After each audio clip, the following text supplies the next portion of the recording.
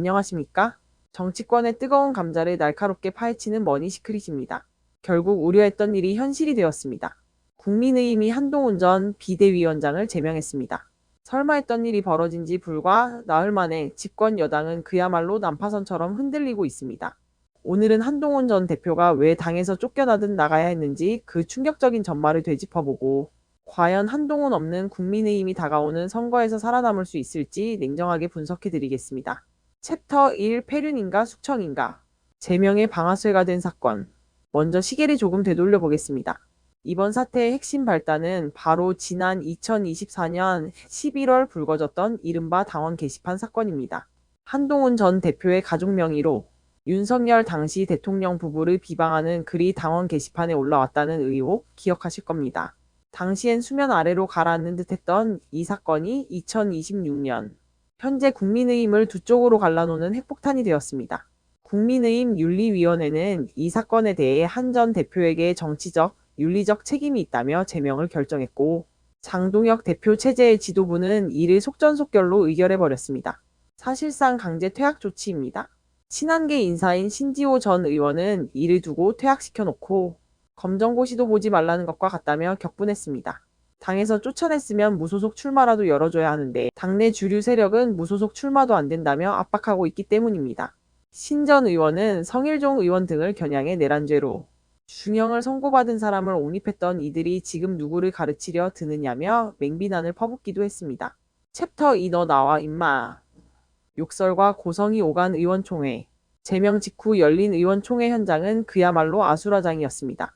지난 2일 열린 의총에서 친한계와 장동혁 대표 측 당권파가 정면으로 충돌했습니다. 장동혁 대표는 경찰 수사에서 제명이 잘못된 것으로 밝혀지면 정치적 책임을 지겠다며 배수의 진을 쳤습니다.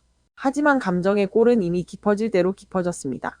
급기야 장 대표 측 원외 인사가 친한계 의원을 향해 너 나와봐 임마 라고 소리치고, 이에 질세라 나왔다 어쩔래? 라고 맞받아치며 물리적 충돌 직전까지 가는 촌극이 벌어졌습니다. 이게 지금 대한민국 보수 정당의 민낯입니다. 논리와 비전은 사라지고 배신자 프레임과 감정 싸움만 남았습니다. 챕터 3 오세훈 vs 홍준표. 잠룡들의 대리전. 더 심각한 건 이 싸움이 한동훈 개인의 문제를 넘어 차기 대권 주자들의 대리전으로 확전되고 있다는 점입니다. 오세훈 서울시장이 한 전 대표 제명에 반발하며 장동혁 대표의 사퇴를 요구하자 홍준표 전 대구시장이 즉각 독서를 날렸습니다. 홍 시장은 오 시장을 향해 서울시장 4번 했으면 자족하라며 비열한 여론 조작 범죄를 옹호하지 말고 당덕 보지 말고 내 힘으로 해보라고 비꼬았습니다. 홍 시장은 한 전 대표 측의 행위를 드루킹 여론 조작에 비유하며 이를 옹호하는 세력을 바른정당 시절의 배신자들과 동일시했습니다. 보수 진영 전체가 한동훈을 옹호하는 자와 내치려는 자로 갈라져 내전을 벌이고 있는 셈입니다. 챕터 4 한동훈 없는 국힘 선거 이길 수 있나? 자, 그렇다면 가장 중요한 질문을 던져보겠습니다. 한동훈을 잘라낸 국민의힘 과연 다가오는 선거에서 이길 수 있을까요? 결론부터 말씀드리면 필패의 가능성이 매우 높습니다. 세 가지 이유 때문입니다.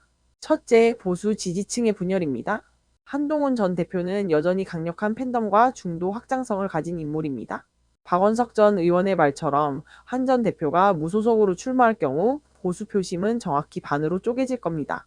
과거 친박 마이너스 비박 갈등 때보다 더 심각한 표 분산이 일어날 수 있습니다.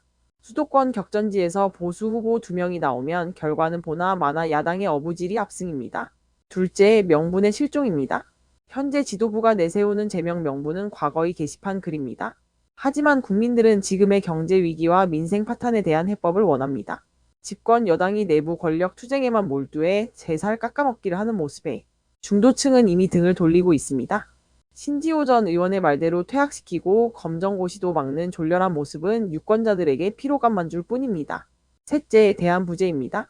홍준표 시장이 오세훈 시장을 공격하고 당내 소장파와 지도부가 멱살잡이를 하는 상황에서 누가 구심점이 되어 선거를 이끌 수 있겠습니까?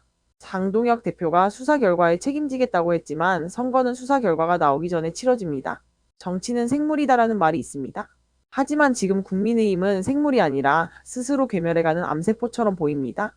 박원석 전 의원의 조언대로 한동훈 전 대표가 위험을 감수하고 무소속 출마를 강행한다면 보수 정당은 괴멸적 타격을 입고 재편의 길을 걷게 될 것입니다. 반대로 출마를 포기한다면 그의 정치 생명은 여기서 끝날 수도 있습니다. 분명한 건 한동훈을 제명한 그 순간부터 국민의힘은 원팀으로 선거를 치를 기회를 스스로 발로 차버렸다는 사실입니다. 다가오는 선거 보수 진영에게는 역사상 가장 잔혹한 겨울이 될지도 모르겠습니다. 오늘의 논평 여기까지입니다. 시청해주셔서 감사합니다.